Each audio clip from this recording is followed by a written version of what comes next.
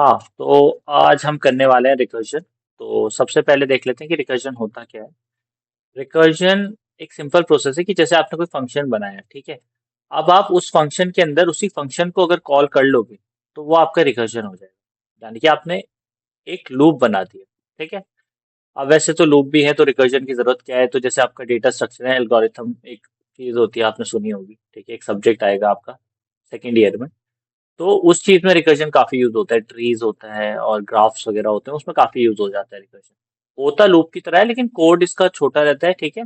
और काफी ज्यादा इफेक्ट एफिशिएंट भी रहता है। हालांकि मेमोरी ज्यादा लेता है ये लूप्स के मुकाबले, बट फिर भी हम कई जगह है जहाँ पे रिकर्जन ही यूज हो सकता है, वहां पे आप नॉर्मल लूप नहीं लगा सकते। तो रिकर्जन को समझने के लिए ज्यादा बेटर होगा कि हम उसके क्वेश्चन प्रैक्टिस कर लें, तो वो इजीली उसका कंसेप्ट क्लियर हो जाएगा, ठीक है। तो जैसे आपका ये है, print numbers from 1 to n using recursion. अब आपको क्या करना है, 1 से लेकर n तक नंबर प्रिंट कराने रिकर्जन का यूज करके। अगर आपका लूप होता तो आप कैसे करते, फॉर लूप लगाते, आई इन रेंज लगाते हैं ना। लेकिन वो चीज है नहीं, तो रिकर्जन में कैसे होगा। तो पहले तो आपका डिस्प्ले एक फंक्शन बना लेते हैं, उसमें एक वेरिएबल हो गया n, ठीक है। जिसको मतलब हमें 1 से स्टार्ट करना है और n तक जाना है, तो इसलिए हमने n ले लिया। अब अगर n की वैल्यू जो है वो इक्वल टू 0 है, तब तो आप कर दो रिटर्न, ठीक है। अगर ऐसा नहीं है तो आप करो इसी फंक्शन को call with a less value which is n-1। अभी ये समझाऊंगा मैं कि क्या लिख रहा हूँ, ठीक है। ये हो गया और इसे अब कर देते हैं कॉल डिस्प्ले, ठीक है। डिस्प्ले में जैसे हमने 5 डाला तो 1 2 3 4 5 आ गया, ठीक है।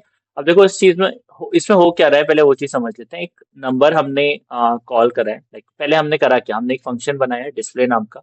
उसमें वो एक नंबर एज अ पैरामीटर ले रहा है, ठीक है, which is 5 in this case. तो अगर n की वैल्यू 0 है तब तो रिटर्न कर दो। यानी कि हम फंक्शन खत्म कहाँ पे कर रहे हैं, जब n की वैल्यू 0 होगी तभी हम फंक्शन खत्म करेंगे। और कहीं पे भी फंक्शन खत्म नहीं हो रहा है, तुम देख रहे होगे तो, और कहीं रिटर्न स्टेटमेंट का यूज ही नहीं हुआ है, ठीक है। तो हालांकि ये लूप नहीं है कि जब तक ब्रेक नहीं लगाओगे तो इनफाइनाइट लूप लग जाएगा, लेकिन मैं वैसे ही कह रहा हूँ कि रिटर्न स्टेटमेंट और कहीं यूज नहीं हुई है। सिर्फ जब n की वैल्यू 0 हो जाएगी तभी हम रिटर्न स्टेटमेंट का यूज करेंगे। अब हम क्या कर रहे हैं, हम इसी फंक्शन को दोबारा कॉल कर ले रहे हैं with a lesser value. Like पहले 5 थी, तो 5 - 4 मतलब 5 - 1 विच इज 4। तो उसके साथ हमने कॉल कर लिया इसी को। तो जब हमने उसके साथ कॉल करा तो ये ऊपर जाएगी 4 वैल्यू, ये दोबारा से कंडीशन फॉल्स हो जाएगी और फिर से यही कॉल हो जाएगा 3। यानी कि ये एन प्रिंट नहीं हुआ है अभी तक। जो प्रिंट एन है वो प्रिंट नहीं हुआ है, ठीक है। तो ये 3 के साथ ही ऊपर चल जाएगा, फिर से आएगा तो यहाँ 2 आ जाएगा, फिर 2 के साथ जाएगा, फिर 1 आ जाएगा, फिर 1 के साथ जाएगा, फिर यहाँ आ जाएगा 0, 1 - 1 0। जैसे ही यहाँ पे 0 आएगा तब ये वाली कंडीशन ट्रू हो जाएगी, ये रिटर्न करेगा। यानी कि आपका अब ये उल्टा जाने लगेगा, ठीक है। उल्टा जाने इन द सेंस, अब n की वैल्यू 0 हुई तो यहाँ पे इसने रिटर्न करा, यानी कि फंक्शन खत्म हुआ तो वो उससे पहले वाले पे जाएगा जो कि क्या था 1। तो ये वो प्रिंट n करेगा, क्योंकि ये वाली कंडीशन तो रन हो गई ना।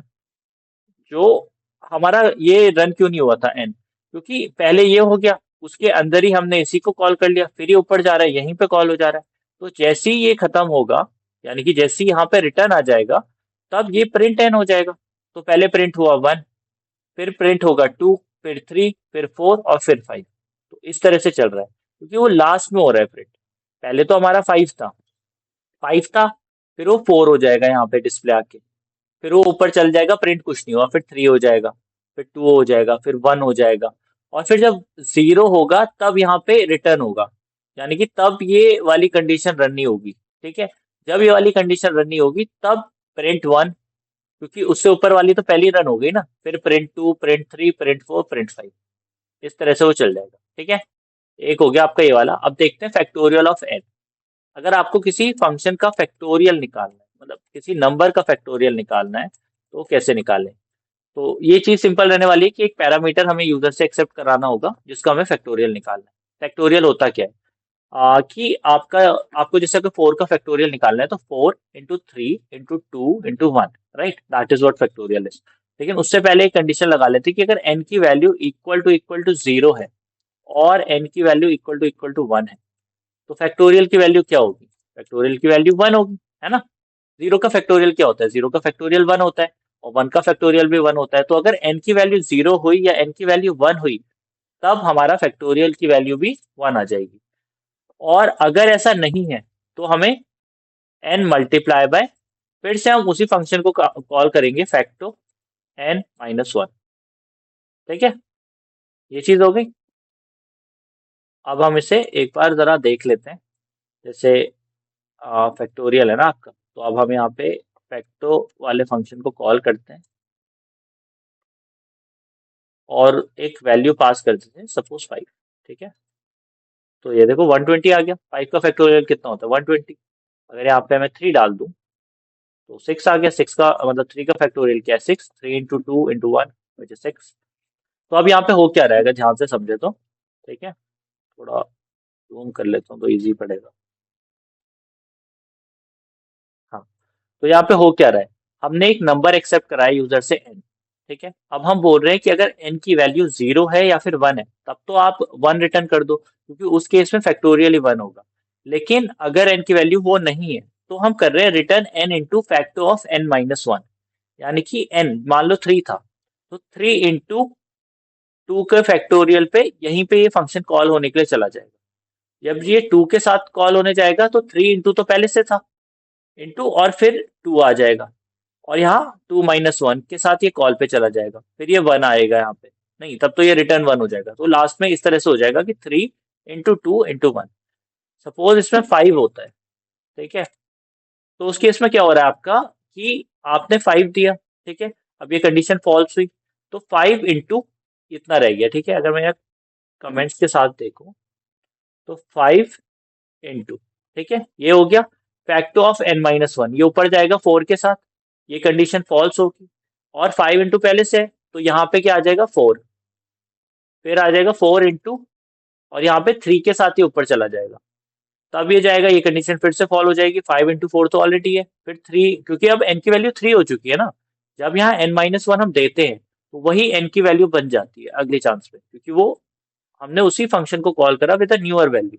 ठीक है, तो ये 3 आ जाएगा, और ऐसे करके 2 इंटू 1, और ये 120 आपको लास्ट में दे देगा। ठीक है, तो ये हो गया आपका फैक्टोरियल कैसे फाइंड करना है।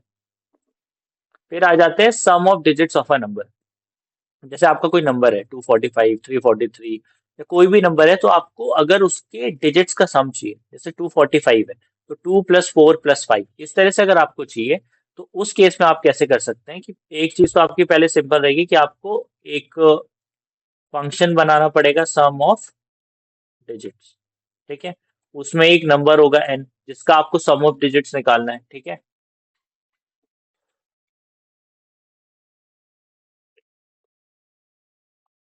अब सम ऑफ डिजिट्स निकालना है तो सम को स्टोर भी करना होगा कहीं। तो सम की वैल्यू, इनिशियल वैल्यू हमने ले ली 0। ठीक है, अब क्या है, जैसे हमारा n है सम ऑफ डिजिट्स, है ना। तो अब हम इसमें क्या करेंगे कि अगर इफ n की वैल्यू जो है वो 0 है, तो अब तो आपका सम की वैल्यू भी 0 ही होगी, तो हम रिटर्न सम कर देंगे डायरेक्ट। अभी सम की वैल्यू कितनी है? 0 है। अगर n की वैल्यू 0 हुई, तो उसके डिजिट्स की वैल्यू भी 0 होगी, तो वो रिटर्न सम हो जाएगा। ठीक है, वरना आप करो रिटर्न, रिटर्न मत करो अभी, आप करो सम इक्वल टू, हमें सम के डिजिट्स चाहिए ना। ठीक है, तो n रिमाइंडर 10 प्लस ऑफ, हम उसी फंक्शन को कॉल करेंगे sum of digits with a lesser value which is float integral of n, और फिर लास्ट में हो जाएगा रिटर्न। हाँ, अब ये चीज समझा दो मैं जरा कि हुआ क्या है इसमें। सम ऑफ डिजिट्स जैसे आपका है 245। ठीक है, तो कितना आ गया? 11 आ गया। ठीक है, करेक्ट आ गया। अब देखो इसमें हो क्या रहा है, आपने एक फंक्शन बनाया सम ऑफ डिजिट्स, उसमें आप एक पैरामीटर ले रहे हो जो कि n है। ठीक है, वो कोई भी नंबर है। तो उसके बाद हमने एक वेरिएबल ले लिया, ये वाला, हमने एक वेरिएबल ले लिया सम इक्वल टू 0। ठीक है, अब अगर n की वैल्यू 0 है, तो सम की वैल्यू भी 0 होगी, तो हम डायरेक्टली उसी टाइप से रिटर्न कर सकते हैं, है ना। कि अगर 0 0 0 0 है, वो 5 डिजिट नंबर भी है, लेकिन वो 0 ही है, तो उसका सम भी 0 ही रहने वाला है, सम ऑफ डिजिट्स। तो वो चीज तो आपकी 0 हो जाएगी। अगर वो कंडीशन नहीं है, तो सम इक्वल टू, पहले क्या हो रहा है, n मॉडुलस 10। अब n क्या है आपका, n आपका जैसे 245 है, इसको 10 से डिवाइड करोगे तो रिमाइंडर क्या आएगा, मॉडुलस का मतलब होता है रिमाइंडर, तो अगर इसे 10 से डिवाइड करोगे तो रिमाइंडर क्या आएगा, 5 आएगा, है ना। अगर मैं कमेंट कर दूं मैं तो 5 आएगा, ठीक है। 5 प्लस इतना रह गया जो सम के अंदर स्टोर हो गया 5, और प्लस हमने ये वाला फंक्शन कॉल कर लिया। अब 245 का फ्लोट इंटीग्रल क्या होगा, फ्लोट इंटीग्रल का मतलब होता है यानी कि जब ये डबल स्लैश आ जाता है, सिंगल स्लैश में तो डेसिमल में दे देगा आंसर, लेकिन डबल स्लैश आ जाएगा तो ये डेसिमल में आंसर नहीं देगा, ये आपको सिर्फ डिजिट्स में देगा, तो 245 का ये 24 देगा, ठीक है। अब ये 24 देगा तो यहाँ पे 24 नंबर जाएगा ऊपर, क्योंकि यही फंक्शन हमने दोबारा कॉल कर लिया है ना, तो यहाँ 24 जाएगा, तो सम की वैल्यू दोबारा से जीरो हो जाएगी। अब एन की वैल्यू अभी भी जीरो नहीं है, क्योंकि एन की वैल्यू अब हो गई है 24, तो अब वो यहाँ पे आ जाएगा, क्योंकि sum equal to n reminder 10, ठीक है। तो ये 5 प्लस 24 रिमाइंडर 10 कितना आएगा, 4। जब 24 रिमाइंडर 10 आएगा तो आपका 4 बचेगा, है ना। अब ये 4 ऐड हो गया और प्लस फिर से sum of digits 24, float integral of 10 बचेगा आपका 2, फिर n की वैल्यू अब 2 हो गई है, फिर ये कंडीशन फिर से फॉल्स। अब ये सम इक्वल टू 4 तक तो चला गया था, अब 2 रिमाइंडर 10 आएगा तो क्या बचेगा, 2 बचेगा, क्योंकि 10 मतलब 2 को 10 से डिवाइड करोगे तो 2 आपका रिमाइंडर आना है ना। और जब आपका रिमाइंडर 2 आ जाएगा तो इन सब का सम आपका किसमें स्टोर हो गया, सम में। लेकिन अभी खत्म नहीं हुआ, 2 को फ्लोट इंटीग्रल करोगे यानी कि 2 डिवाइड बाय 10 करोगे तो डेसिमल में आंसर आप लोगे नहीं, तो आपका जीरो आना है, तो n की वैल्यू अब जीरो हो गई है, ये वाली कंडीशन ट्रू हो जाएगी, रिटर्न सम जो कि क्या है, जीरो, तो इसके लास्ट में जीरो भी ऐड होगा। तो अगर हम किसी भी नंबर में जीरो ऐड करते हैं तो उससे उसकी कोई वैल्यू में कोई फर्क नहीं पड़ता है, तो इस तरह से 5 + 4 + 2 ऐड हो जाएगा, ठीक है। तो आपको क्या मिल जाएगा, आपको मिल जाएगा sum of digits of a number, ठीक है। फिर आ जाते हैं फाइंड nth फिबोनाची नंबर। अब फिबोनाची नंबर का जो फॉर्मूला होता है nth का, वो होता क्या है पहले वो देख लेते हैं, ठीक है। ये देखिए, ये अगर आपको nth फिबोनाची नंबर जानना है तो आप f(n-1) करोगे प्लस f(n-), है ना। अब जब आप nth फिबोनाची नंबर की बात करें तो पहले तो आपको एक फंक्शन बनाना पड़ेगा फिबो, और उसके साथ आपको एक पैरामीटर एक्सेप्ट कराना पड़ेगा जो कि n हो गया, ठीक है। अब जो आपका n पैरामीटर है उसमें आपको चेक करना है कि अगर n की वैल्यू है वो लेस देन इक्वल टू 1 है, तब तो आप रिटर्न कर दो नॉर्मल, वरना आप रिटर्न करो जो आपका फॉर्मूला है, fibo of n-1 plus fibo of n-2, ठीक है। और जब आप करेंगे यहाँ पे प्रिंट और आप फिबो निकालोगे किसी नंबर का, सपोज 5 का, ओके, इसमें क्या प्रॉब्लम आ गई है, फिबो ऑफ n-1, ठीक है, n की value less than equal to 1 आएगी तो रिटर्न हो जाएगा, वरना ये रिटर्न हो जाएगा।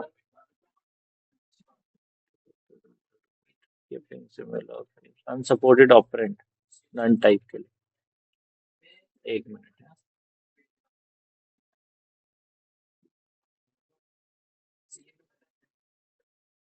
प्रिंट एन,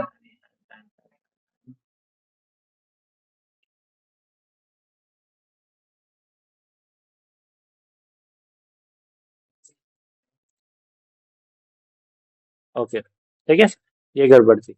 तो यहाँ पे जो है आपको रिटर्न n होगा। अब ये n क्यों रिटर्न होगा वो देख लेते हैं। अगर n की वैल्यू जो है वो 1 से कम है, तो 1 से कम क्या होगी, 0 होगी या 1 होगी, तो आप n ही रिटर्न कर दो, क्योंकि उसका जो फिबोनाची नंबर होगा वो वही होगा, 0 और 1 पहला और दूसरा फिबोनाची नंबर होता है फिबोनाची सीरीज में, ठीक है। लेकिन अगर n 1 से बड़ी वैल्यू है उसकी, तो उस केस में आपका फॉर्मूला लगेगा fibo of n-1 plus fibo of n-2। तो आप क्या करेंगे, आप फिर से वही फंक्शन कॉल कर देंगे और उनका सम कर देंगे, तो आपको जो आपका 5 है, 5 का फिबोनाची नंबर 5 ही आ रहा है, 10 का फिबोनाची नंबर 55 आ रहा है, तो आप जो nth है, nth फिबोनाची नंबर चाहिए ना आपको, तो अगर 10th फिबोनाची नंबर है तो वो 55 है, 12th फिबोनाची नंबर है तो वो क्या है, वो आप चेक कर सकते हो, ठीक है। तो इस तरह से आप फिबोनाची नंबर निकाल सकते हो। फिर आ जाता है आपका रिवर्स स्ट्रिंग यूजिंग रिकर्जन। अब आपको एक स्ट्रिंग को रिवर्स करना है, आप पहले एक स्ट्रिंग यूजर से इनपुट कराओगे, ठीक है, जैसे आपने लिया रिवर्स, एक फंक्शन आपने रिवर्स बनाया और उसमें आपने स्ट्रिंग लिया एस, ठीक है। अब जब आपने एक फंक्शन बना लिया रिवर्स और उसमें स्ट्रिंग ले ली एस, हाँ, तो अब आपने एक फंक्शन बना लिया रिवर्स और उसमें स्ट्रिंग ले ली एस। तो अब इसमें करना क्या है आपको, अगर लेंथ जो है एस की वो इक्वल टू क्या है, 0 है, तब तो आप कर दो रिटर्न एस ओनली, ठीक है।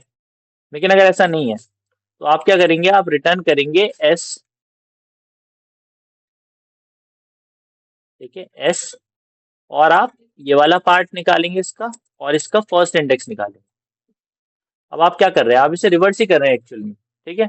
अगर आपकी कोई स्ट्रिंग है, सपोज आपकी सिंपल है 2 है, आपने TO2 एक स्ट्रिंग ली और उसकी लेंथ 0 नहीं है, तो यहाँ पे जाएगा, तो वन फर्स्ट वाले एलिमेंट के बाद वाला क्या होगा, यानी कि इसने 0 इंडेक्स को छोड़ दिया, तो टी को छोड़ दिया, ओ बचा, ठीक है। तो ओ प्लस इसने फर्स्ट इंडेक्स ले लिया तो इसने टी को ले लिया, तो ओ टी आ जाएगा इसका, ठीक है।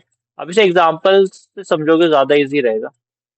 जैसे आपका ये है, आपने रिवर्स लिया, आपने उसके अंदर स्ट्रिंग दे दी, ठीक है। तो ये इस तरह से आपकी आ रही है और इसमें प्रॉब्लम तो कुछ आ रही है वैसे। सर फराज, ओके, ये लूप रिपीट नहीं हो रहा है ना, ओके, ये लूप रिपीट नहीं हो रहा है।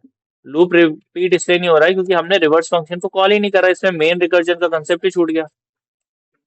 अब हो गया ये, क्योंकि वो पहला एलिमेंट तो रिवर्स कर दे रहा था, वो सारे नहीं कर रहा था। अब क्या हो रहा है इसमें, एक एक करके अगर मैं समझाऊं तो एक फंक्शन है आपका रिवर्स जिसमें आपने एक स्ट्रिंग लिया है सरफराज, ठीक है। अगर उसकी लेंथ 0 है तब तो आपका ऐसी होगा, क्योंकि अगर किसी की लेंथ 0 है तब तो उसका क्या ही रिवर्स निकालोगे। लेकिन अगर उसकी लेंथ 0 नहीं है तो आप रिटर्न कर रहे हो क्या, आप उसका जो फर्स्ट इंडेक्स से नंबर है, मतलब फर्स्ट इंडेक्स के बाद वाले हैं, जैसे ए से जो है जेड तक, आपने वो लिया और उसको लेके ऊपर डाल दिया और 0 इंडेक्स वाले को ऐड कर दिया लास्ट में, ठीक है। अब क्या होगा, एक सेकेंड, अब क्या होगा, आपने ये कर लिया, तो अब यहाँ ए से जेड तक जो हमारे कैरेक्टर्स हैं वो जाएंगे इस फंक्शन के साथ। अब ये फिर से कंडीशन फॉल्स होगी, तो जब रिवर्स करोगे तो अब ये आर से होगा रिवर्स, क्योंकि ये फिर से 0 इंडेक्स वाला छोड़ देगा, तो आर से जेड तक जाएगा, प्लस ए ऐड हो जाएगा उसमें, तो एस फिर ए ऐड हो गया, फिर ऐसे ही करके आर ऐड हो जाएगा, एफ हो जाएगा, आर हो जाएगा, फिर ए हो जाएगा, फिर जेड हो जाएगा, और ये पूरा आपको प्रिंट करके दे देगा उसकी रिवर्स स्ट्रिंग, ठीक है। हाँ, तो अब हम एक क्वेश्चन कर रहे हैं कि हमें चेक करना है कि कोई एरे सॉर्टेड है या नहीं है। अब वो एरे है या लिस्ट है, तो जो भी होगा वो दोनों में हम चेक कर सकते हैं। तो पहले हमें एक फंक्शन बनाना पड़ेगा चेक, और उसमें हम एक तो आप एरे या लिस्ट जो भी लोगे और एक इंडेक्स हो गया आपका, ठीक है। अब एक कंडीशन रहेगी कि अगर जो इंडेक्स है वो लेंथ ऑफ ARR -1, यानी कि लास्ट इंडेक्स पे पहुंच चुका है, यानी कि इंडेक्स जो है वो कहाँ पे पहुंच चुका है, लास्ट इंडेक्स पे पहुंच चुका है, ये वाली कंडीशन आ गई है, तो आप कर दो रिटर्न ट्रू, ठीक है। वरना आप करो रिटर्न, क्या करना है हमें, हमें चेक रिटर्न करना है। पहले उससे पहले हम एक कंडीशन लगा लेते हैं कि अगर ARR ऑफ आई जो है वो लेस देन है ARR ऑफ I+1, ठीक है। एंड आप वही फंक्शन चेक करेंगे कि चेक करो दोबारा से कि ARR कॉमा I+1, ठीक है। ये चीज हो गई। अब तो अब देखना है कि इसमें क्या आ रहा है। अब देखो, जैसे तुम्हारा फंक्शन हो गया ये, ठीक है। तो पहले तो एक एग्जांपल के लिए हम ले लेते हैं, जैसे प्रिंट करा हमने, एक फंक्शन ले लिया चेक। अब उसके अंदर हम लिस्ट दे दें, जैसे 1, 2, 3, 4, 5, 6, 7, 8, ठीक है। एक लिस्ट ये हो गई।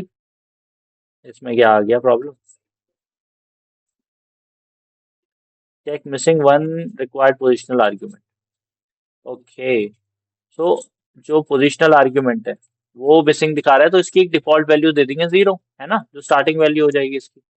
तो ये ट्रू दे रहा है क्योंकि ये ऑलरेडी सॉर्टेड ऑर्डर में। लेकिन अगर मैं इसमें ही अनसॉर्टेड ऑर्डर में डाल दूं एक लिस्ट, 2, 1, 3, 9, 5, 6, 7, 4, ठीक है, तो इस केस में फॉल्स दे रहा है। अब मैं समझा देता हूँ इसमें हो क्या रहा है, ठीक है। अब हमने आई की वैल्यू एक डिफॉल्ट वैल्यू भी सेट कर दी है। जो भी डिफॉल्ट पैरामीटर होते हैं वो बाद में आते हैं, कभी भी डिफॉल्ट पैरामीटर पहले नहीं आ सकते। ये वाला डिफॉल्ट पैरामीटर है बिना डिफॉल्ट के। अगर डिफॉल्ट पैरामीटर है तो बाद में ही आएगा, अगर वो पहले दोगे तो एरर आ जाएगा, ठीक है। कैसा एरर आएगा दिखा देता हूँ। सपोज ARR की वैल्यू अगर हम 0 कर दें, ठीक है, और ये इस तरह से कर दें, तो यहाँ पे एरर आएगा, ये देखो, F8 non default argument follows a default argument, तो वो चीज नहीं कर सकते आप, ठीक है। तो जो डिफॉल्ट वाली वैल्यूज होंगी वो बाद में ही लिखी जाएगी। अब एरर जा चुका है। तो देखो आपने ये लिस्ट दी 1 2 3 4 5 6 7 8। अब क्या होगा, ये चेक करेगा। आई की वैल्यू अभी 0 है, तो वो लेंथ ऑफ ARR -1 का मतलब है कि वो लास्ट इंडेक्स की बात कर रहा है ना। लास्ट इंडेक्स यही तो होगा ना, लेंथ कितनी होगी, इसकी लेंथ कितनी है, इसकी लेंथ 8 है, लेकिन लास्ट इंडेक्स क्या है, वो 7 है, क्योंकि 0 1 2 3 4 5 6 7। तो अगर ये कंडीशन तक पहुंच गया है तब तो ट्रू रिटर्न कर दो, वरना आप ये वाली कंडीशन चेक करो कि ARR of I is less than ARR of I+1, यानी कि ARR ऑफ 0 इंडेक्स पे क्या है, 1 है, और I+1 क्या होगा, फर्स्ट इंडेक्स होगा, उस पे 2 है।